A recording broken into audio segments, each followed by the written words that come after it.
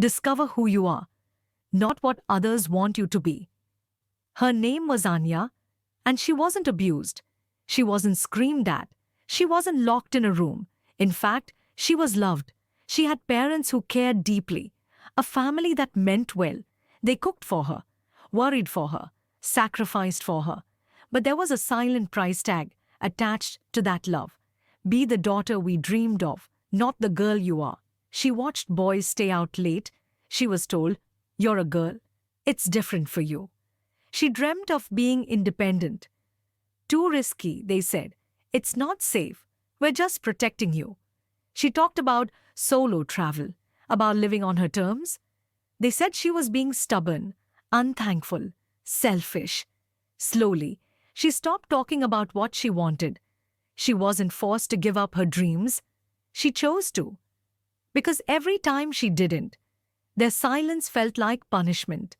Every time she almost took a stand, she remembered her mom's tears, her dad's disappointment, and she swallowed herself again, until one day there was nothing left to swallow.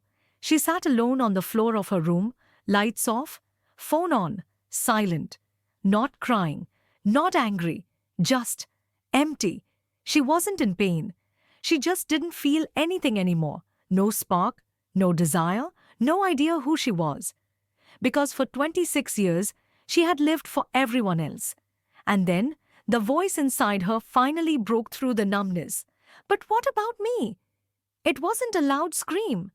It was soft, shaky, but honest. She didn't pack a bag and run away. She didn't start fighting everyone. She started doing something scarier.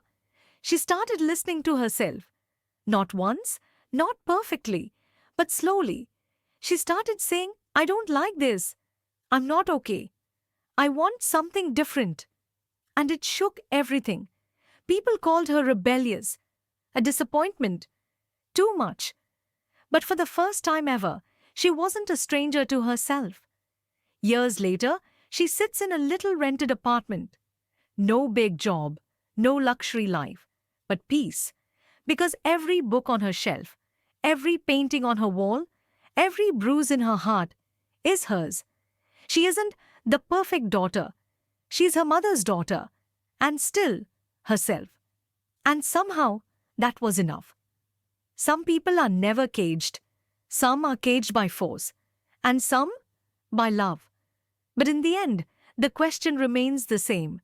Will you live as their hope, or will you finally meet yourself? Discover who you are, not what others want you to be.